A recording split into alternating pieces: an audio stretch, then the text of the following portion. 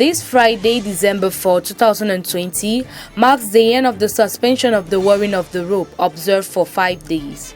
But the lawyers are not ruling on renewing their movement. Are we going to return to normal functioning of the judicial system next week? Since November 30, lawyers registered with the Cameroon Bar have observed a suspension of the wearing of the rope. At the appeal of the Council of the Order, this Friday is therefore the last day of this mood swing, which considerably paralyzed the functioning of the judiciary. Meeting on December 2, the Council on the Order noted that there was no progress on the claims of lawyers. Also, this body has decided to announce a slogan of suspension of any intervention before the courts ruling in criminal matters at all levels of jurisdiction, including the Supreme Court and the TCS and the courts.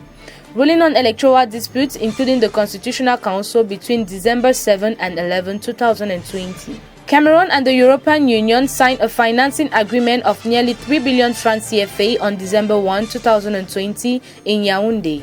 This is the financing agreement for the third technical cooperation facility of the 11th European Development Fund.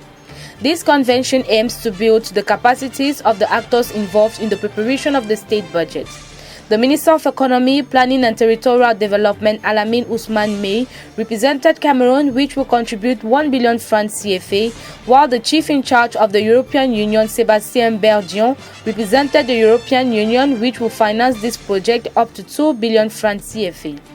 In its edition published on December 3, 2020, the National Bilingual Daily Cameroon Tribune reports that these funds will also contribute to the pursuit of the activities of the European Development Fund program. According to Alamine Ousmane May, this program, in alignment with the National Development Strategy 2030, will contribute to the deepening of the rationalization of budgetary choices in a difficult microeconomic context, underlines the paper.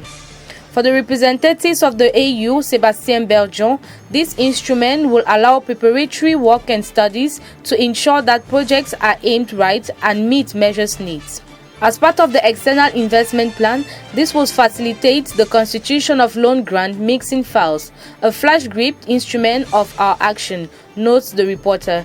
He reminds that the signing of this Technical Cooperation Facility 3 will be implemented for 5 years. It takes place in the context of change in the Cameroon-European Union partnership, marked by the adoption of the National Development Strategy 2020, the launch of the 2021-2027 cycle for the institution, and the expiration of the Cotonou-AU partnership. The Ivorian government has again extended the measures to suspend marches, sit-in and other demonstrations on public roads across the country until December 15, 2020, according to an interministerial decree.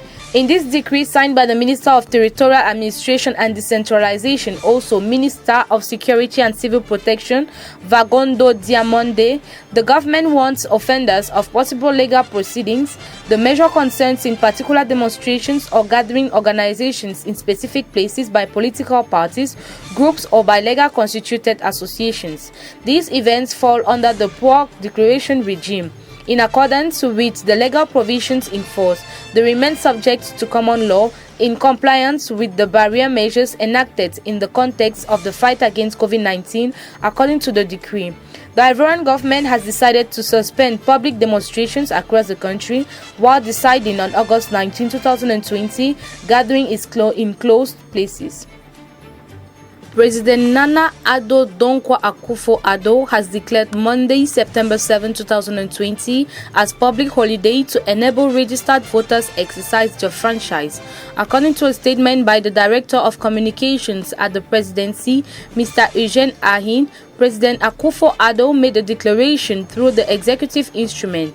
This is to facilitate the conduct of the election in the context of the COVID-19 pandemic, help ensure strict observance of COVID-19 safety protocols on election day, and enable registered voters exercise their franchise in safety and with minimal inconvenience. The statement said. It added that the decision was taken following the submission of a proposal of the President by the chairperson of the Electoral Commission, Mrs. Jane Mensah, a proposal which is supported by the Inter-Party Advisory Committee for Monday, 7 December, to be declared as a public holding to permit the safe exercise of the franchise in the context of the pandemic.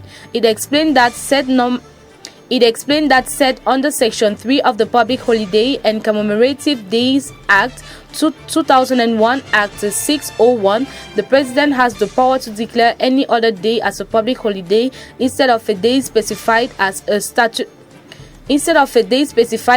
statutory public holiday.